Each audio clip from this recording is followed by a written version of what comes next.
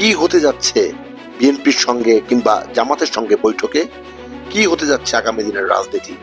কেনই বা প্রধান উপদেষ্টা ডক্টর মোহাম্মদ ইউনূস পদত্যাগ করতে যাচ্ছেন? নির্বাচন হবে কবে? আদৌ কি সংস্কার হবে? এমন অনেক প্রশ্ন জনমনে।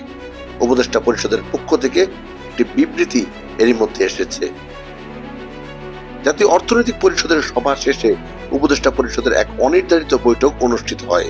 বৈঠকে অন্তর্বর্তীকালীন সরকারের উপর অর্পিত তিনটি প্রধান দায়িত্ব নির্বাচন, সংস্কার ও বিচার, এই তিনটি বিষয়ে বিস্তারিত আলোচনা হয়েছে।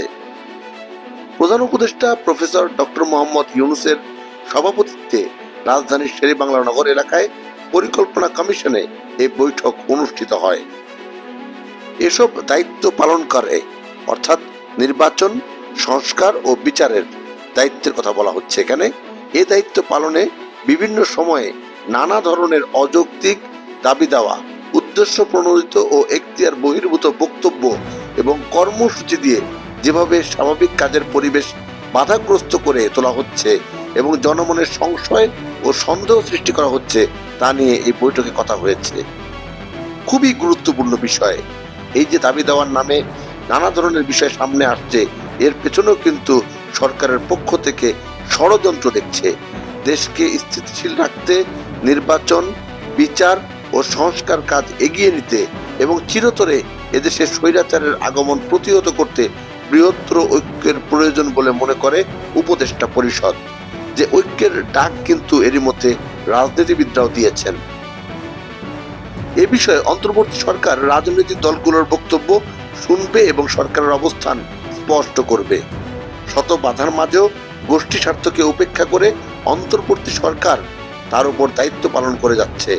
যদি পরাজিত শক্তির ইন্ধনে এবং বিদেশি ষড়যন্ত্রের অংশ হিসেবে সরকারের উপর আরোপিত দায়িত্ব পালনে অসম্ভব করে তোলা হয়, তবে সরকার সব কারণ জনসম্মুখে উত্থাপন করবে এবং পরবর্তী সিদ্ধান্ত গ্রহণ করবে।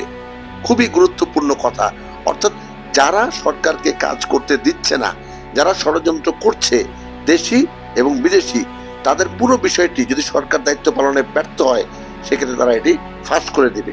তারা সেটি জনসম্মুখে উপস্থাপন করবে এবং অন্তর্বর্তীকালীন সরকার জুলাই অভ্যুত্থানের জনপ্রত্যাশাকে ধারণ করে, কিন্তু সরকারের স্বকীয়তা, সংস্কার উদ্যোগ, বিচার প্রক্রিয়া, সুষ্ঠু নির্বাচন ও স্বাভাবিক কার্যক্রমকে বাধাগ্রস্ত করে এমন কর্মকাণ্ড অর্পিত দায়িত্ব পালন করাকে অসম্ভব করে তুললে সরকার জনগণকে সঙ্গে নিয়ে প্রয়োজনীয় সিদ্ধান্ত গ্রহণ করবে।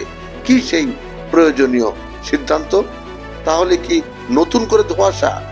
পুরো বিষয়টি অপেক্ষা করছে বিএনপি, জামাত সহ রাজনৈতিক দলগুলোর সঙ্গে প্রধান উপদেষ্টা প্রফেসর ডক্টর মোহাম্মদ ইউনূসের বৈঠকের পর। এই বৈঠক পর্যন্ত অপেক্ষা করতে হবে পরবর্তী বাংলাদেশের রাজনীতির গতিপথ কোন দিকে যায়, নির্বাচনের ভবিষ্যৎই বা কি হয়।